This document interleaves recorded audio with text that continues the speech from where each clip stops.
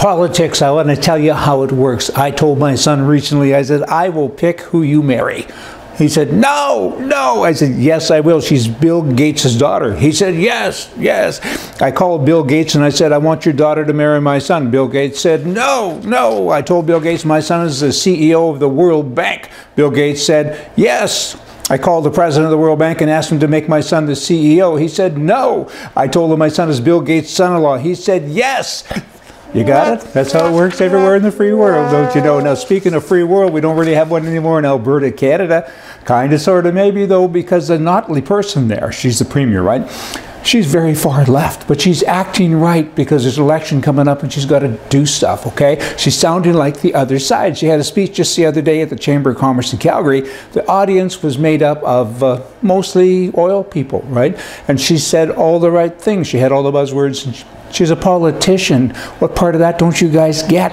My. She's already said that I've got so many rules in place with regard to the oil that if you get it out of the ground, good luck with that. And now she's saying, let's get it out of the ground. She's promoting it, but it's going to be kind of hard to do. But she's taking the, well, I don't know, the whole world stuff that's going on with regard to oil, she's taking that on as her personal triumph, okay?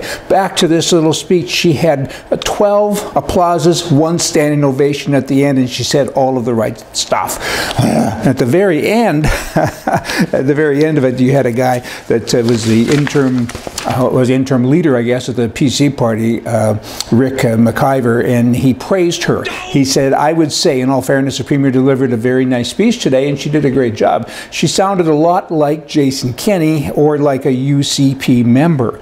Well, that really helps stuff. I mean, good going, Rick. Okay, let's talk about the Edmonton Eskimos. This is kind of political as well. They've been around for more than 100 years. I grew up in Edmonton, or close to it, in Vermilion, Alberta, and then Edmonton, and I remember watching the games and going to the games. It was a big deal. It was cold all of the time, but it was great. Jackie Parker, Don Getty, etc., etc. And now you have the Inuit?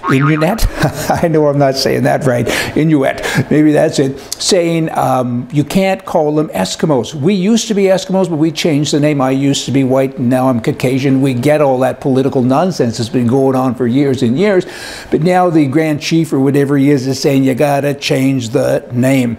How dumb is that? I mean, really? Go away. They're the Edmonton Eskimos, and everybody likes going to the football game. Just be quiet. You're not an Eskimo anyway, anymore. You know what? If you want some history on the Eskimos, go to this website. Write this down. www.epiclegacies.com. They're selling books about the Edmonton Eskimos.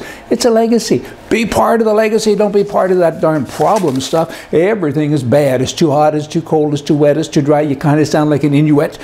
If you can say that again. You all come back. We're going to have more Alberta chat for you here tomorrow, and maybe even things about the world. See ya.